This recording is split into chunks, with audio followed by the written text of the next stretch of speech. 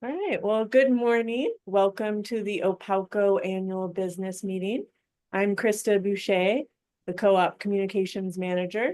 We're so glad you're here. Thank you for showing up, your Gold Star, Superstar Co-op members. And I'm guessing since you showed up to this, you also voted this year. So thank you so much for participating in our very important co-op governance. And you'll be entered into the raffle to win some really cool electric lawn tools. So we'll be announcing the raffle winners for voters early next week. And we also have some raffle prizes for the member festival tomorrow. So this is how this morning is going to go. We'll go through all the aspects of the annual meeting per our USDA RUS guidelines and meeting our bylaw requirements. And tomorrow we're hosting the Member Appreciation Festival in person at the San Juan County Fairgrounds. This family fun member appreciation event will rotate between the three big islands each year. Well, let's go over the Zoom rules for today. So please keep yourself muted. If you want to make a comment during the meeting, you can put it into the chat or raise your hand and we will unmute you so you can make your comment during that member comment period. We know everyone can get excited to share info, but please keep the chat to one question at a time.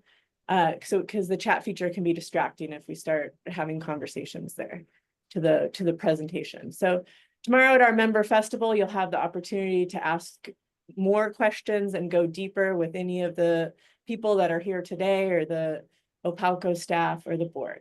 So if you can't attend tomorrow, you can also send your questions to communications@opalco.com and we'll get them answered. And our annual report is available online in the document library on our website, or you may have read it in the April issue of Rural Light magazine.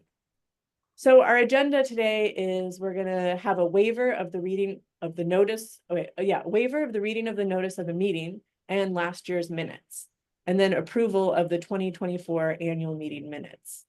We'll go through the election results with the EGC. Foster Hildreth, our general manager, and Vince DeCunis, our board president, will do a state of the co-op. And then we'll have our member comment period. So for now, I'll turn it over to you, Vince. Great, Krista, thank you, and good morning and welcome all. I'd like to call the 88th annual meeting of the Orcas Power and Light Cooperative to order. Following the meeting order in our bylaws, we'll do a roll call by way of introductions. So I'm Vince DeCunis from District 1, San Juan Island, and I'm currently president of the board of directors. We've got Dr. Jerry Whitfield from District 4, Shaw Island, and is our vice president.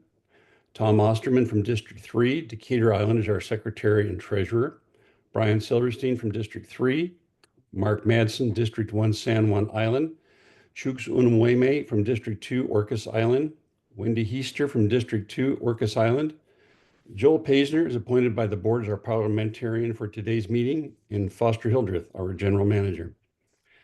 In keeping with the USDA RUS bylaw requirements, I request a couple of motions from the board to waive the reading of the notice of meeting and waive the reading of the 2024 annual meeting minutes. So first, a motion to waive both the reading of the notice and the reading of the minutes. Looking for a motion from one of the members. So move. Jared, and a second. And it's Mark. So all in favor, raise your hands, or so I can see what's going on here. Aye. That looks like that carries. Aye. Okay, at this time, I'd like to report on the existence of a quorum. Our bylaws provide that at least 10% of our energy members casting ballots shall constitute a quorum for the transaction of business at all meetings of the energy members, whether at the annual or special meeting. We had 15.5%, 1,800 votes of the membership, and we have a quorum. So thank you all for voting very much. Krista would like me to remind you that the names of 12 lucky voters will be drawn and to receive some of our big electric light prizes. Staff will notify you next week. Hey, Vince, don't forget your second motion to approve the meeting minutes from 2024. I thought we had both of those going on. Okay. So second, a motion to approve the 2024 annual meeting minutes. Need a motion, please. Brian got it. Brian's got it. Is there a second? Second. Mark, great. All in favor? Aye. Aye. And that is approved. Thank you very much. And Krista, appreciate the correction. Okay. Now for our election results. EGC member Rick Fant will present the results. First, let me introduce the volunteer members of our Elections and Governance Committee who are appointed by the board to cultivate and nominate our excellent board candidates. We're grateful for the dedicated volunteer service year after year. Bill Appel from San Juan Island, Rick Christmas, Orcas Island, Deb Exton, Orcas Island, Ray Glaze, Shaw Island, Rick Fant, Orcas Island, Doug Rowan from San Juan Island, Bill Severson, San Juan Island, and Rob Thiesman, Lopez Islands. Thank you for your service. Rick, I'd like to turn it over to you. Good morning, everybody. Thank you very much, Vince. Hopefully everybody can hear me. I think I unmuted this time. So first of all, I thank everybody for attending the annual meeting. As Vince pointed out, the EGC did its function and vetted the candidates. And thanks to all of you that voted. My fellow EGC members, and there's more of us every year, this is a good thing. We're also always looking for additional volunteers to help cultivate the best of the best to serve as directors or for our co-op, and especially looking for EGC members who can help expand our reach for greater diversity in our candidate pool. So if anyone tuned in today would like to be part of the important process of the EGC, feel free to reach out to any of us on the EGC or Beth Stanford, our staff liaison person. Okay. The EGC had the privilege of endorsing, or not, excuse me, wrong word. The EGC had the privilege of finding and bringing to the members the candidates. The candidates are well known to us because they are the incumbents. So for District 1, it was Mark Madsen. For District 3, it was Brian Silverstein. And for District 4, it was Jerry Whitfield. There was only one candidate in each district, so the election results were kind of obvious. For District 1, Mark Madsen was reelected at 1,664 votes. For District 3, Brian Silverstein was reelected at 1,674 votes. And for District 4, Jerry Whitfield was reelected for 1,610 votes. So the EGC would like to thank the candidates for participating. It was a great conversations going forward. And the EGC has redoubled its efforts, or let me rephrase this, will redouble its efforts to make sure that there are a viable and continued viable candidate pools as we go forward. So congratulations to those who have been reelected, and thank you to all who have voted. Over to you, Vince. Great, Rick, thank you so much. So congratulations to our 2025 directors. We've got another exciting year coming up. And thank you all today for your participation in our co-op governance. I encourage everyone here to get involved in our co-op. Join the EGC, run for open board positions, keep informed through our co-op newsletter and Ruralite magazine. So now I'm going to take a short few minutes to make some comments, and then we'll turn it over to Foster Hildreth, who joined me in sharing some updates. So as your board president, it's a privilege to be here again today. Thanks for taking the time to attend. It matters. In a world that usually takes electricity for granted, the fact that you come here shows you understand this cooperative is not just a utility, it's our utility. Let me start with this. Your electricity is reliable, and we're working hard to keep it that way. But we're entering a time of unprecedented challenge across the Pacific Northwest and here at home. Behind the scenes, Washington State's energy landscape is shifting rapidly. Coal is exiting the grid. The last coal plant in Washington State will shut down at the end of this year. The permitting for new renewables, wind and solar, is stuck in red tape and permitting delays. Natural gas in 2035 will be penalized, doubling the price that utilities pay if they're using natural gas resources. The new transmission, which is necessary, is glacial in its development, and demand is rising. You probably read about it. Population growth, EVs, buildings, data centers. Many of these changes are being made with good intentions, climate goals, cleaner air, greener future. But the path forward is not being matched with the infrastructure funding and realism that we need. Here in San Juan County, we're especially vulnerable. We rely on just 2 undersea cables for our power. When the mainland grid is strained, as it was in January and June of 2024, we're on the edge of rolling potential outages. And as prices go up across the region, we'll feel it too, even if we've done everything right here locally. But let me be clear, we're not standing still. We're cooperative is acting. We're investing in local energy projects, including solar and battery storage, designed specifically to keep the lights on when the grid falters. We're evaluating tidal power, something uniquely suited to our geography. We're planning for resiliency, not just compliance. And we're trying to push back constructively when policies or mandates from Olympia ignore the needs of rural communities like ours. But we need your help. Energy is becoming a front page issue. Too many people still assume it's just background noise until there's a blackout or a bill shock. That's why we need engaged, informed members more than ever. Ask questions, participate in local planning, support common sense energy projects when they come forward. We've always believed in self-reliance and cooperation here in the islands. The next chapter is going to test both. But I'm confident I know our team, and I know that when the truth is shared plainly and the plan is practical, you stand with us. So thank you for being part of this cooperative and being willing to face the future with your eyes open and sleeves rolled up. Now I'd like to introduce Foster Hildreth, our general manager.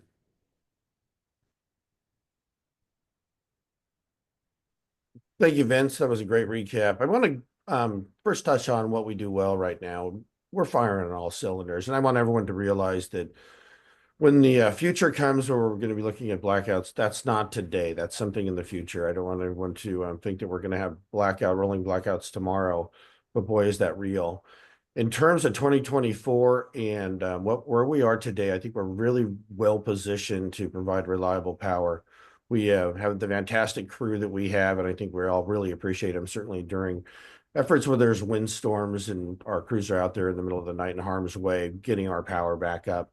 High marks out to our engineering group that are perfecting our grid every single day to make sure that our power stays up and running. And if it does go out, that only certain segments remain out while others remain active and still powered up. Our member services group is fantastic and is really attentive to our members. Same thing with our accounting department, always passing our audit requirements and our standards. And we really appreciate all the hard work that they've done. I think you have a good understanding of our member services folks. I know that Joey's here. I look over at Joey and I know their group, that the amount of phone calls they take and really being attentive to the members is something really being amazing. Can't give a bigger shout out than the communication group that we have here that's brought before us this meeting, as well as what we're going to be doing going forward. I know dealing with social media is a big, giant challenge, and I really do want to thank everybody in our communications group. And I think it's more than Joe and Krista and Beth. It's everybody that's part of that. So big shout out. Rock Island, I see that Alan Smith is here with Rock Island. I can't say enough what we've been able to accomplish with our ARPA funds and getting more and more members. We have well over half of our membership now connected to our Rock Island internet services. So congratulations, well done on a great job. I always like to look at our energy efficiency and what we've done to be who we are. You know, what we need to do is become as energy efficiency as we can. As Vince alluded to, the future is an unknown.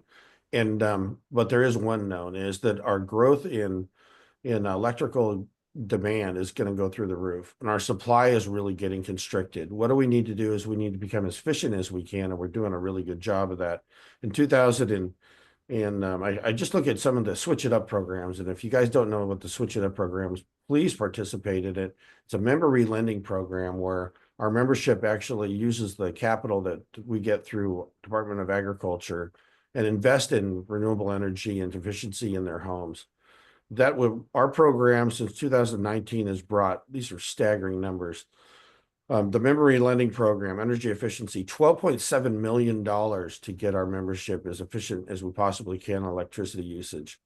Solar, over $9 million have actually gone into rooftop solar that we provided to our membership to allow for them to do that. So the really high marks. Now, what we're seeing is we've been relying on those efficiency and solar numbers over the years, and I think we've been treading water pretty darn well in terms of getting our load growth, really taken care of. In the future, though, this is where Vince is going. I really do want to talk and support where Vince went. Right now, we know that our power provider is Bonneville Power Administration. That dam system is maxed out. We're not going to see any more new dam systems built. They're not going to be expanding their services. So all of our load growth needs to come from other renewable sources is what we're looking forward to. However, the permitting processes and the red tape that we're actually seeing are going to be putting a damper on that. And we see a lot of challenges going forward with those permitting processes. Well, in the past, we've been able to rely on our Switch It Up programs for energy efficiency and embracing rooftop solar. That's just not going to be enough.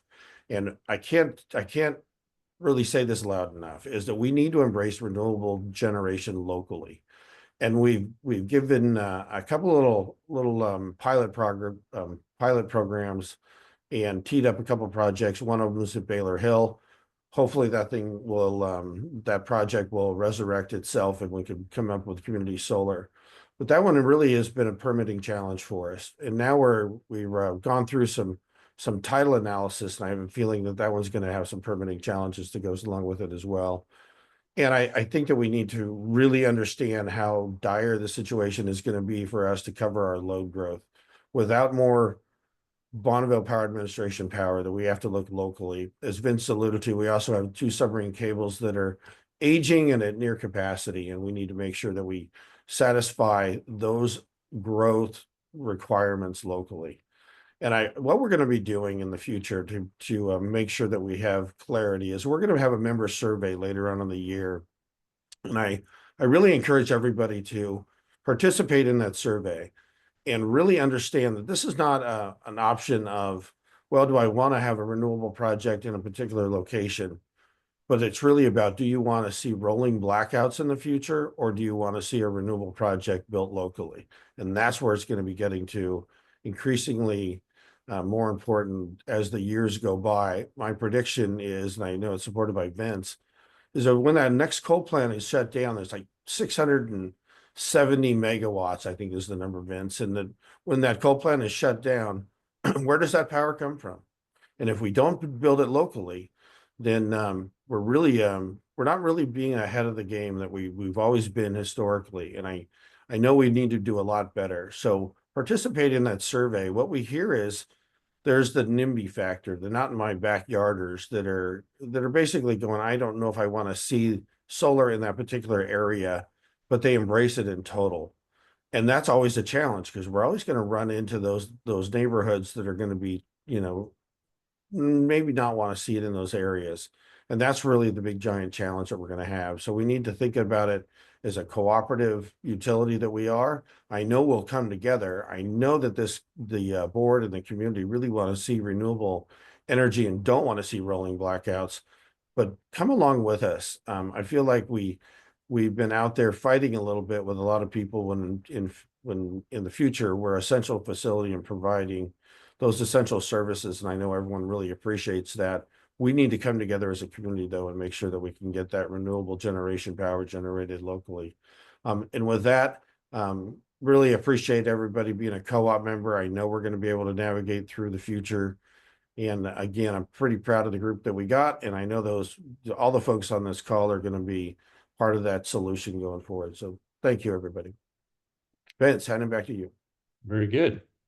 Okay, Krista, I think you're up next. Yeah, is there any members who are here who want to make a comment or ask a question at this time? This is our member comment period, and I see a few members in the audience, so I just want to give them a moment. You can type it into the chat, or you can raise your hand. We can unmute you. And yeah, I don't see anyone right now who has a question. And we will be talking to members tomorrow as well in our festival. So let us know. All right, well, I don't see anyone. So I think that, yeah, Vince? Yeah, I may mention that after this, we close out the annual meeting, we will be moving into our regular board meeting. So there's an opportunity at the beginning of that to make comments again. Yes, true.